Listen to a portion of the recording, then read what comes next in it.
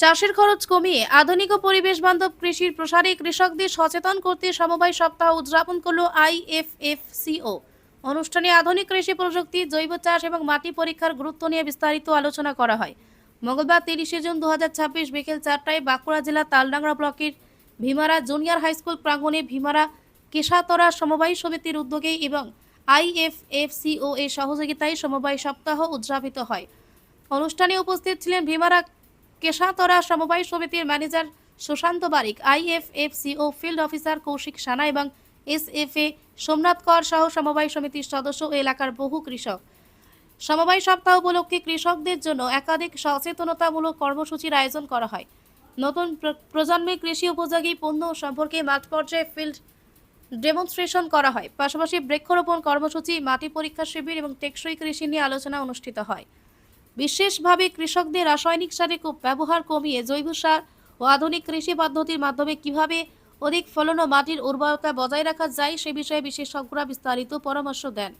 এছাড়া নতুন প্রজন্মের কৃষি প্রযুক্তি পণ্যের ব্যবহার সম্পর্কে কৃষকদের অবহিত করা হয়।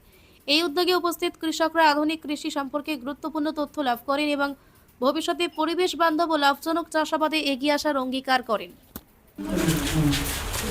আজকে 30শে জুন আমরা ইফকো বাঁকুড়ার তরফ থেকে আজকে ভীমারা সমবায় সমিতিতে উপস্থিত হয়েছি।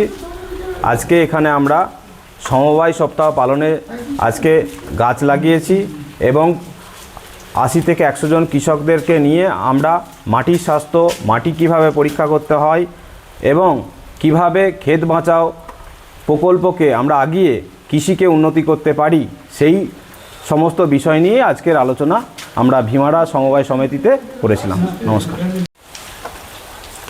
আজ 30শে জুন মঙ্গলবার ভীমারা কেশাতরা সমবায় সমিতির সহযোগিতা ইফকোর উদ্যোগে সমবায় সপ্তাহ সমিতিতে পালন করা হলো। এছাড়া বিভিন্ন জনকল্যাণমূলক কর্মসূচি গ্রহণ করা হয়েছে, যেমন গাছ লাগানো, কৃষি আলোচনা চক্র, এইসব কর্মসূচিগুলি করা হলো। পিস নিউজ বাংলা, সত্যের পক্ষে, শান্তির পথে।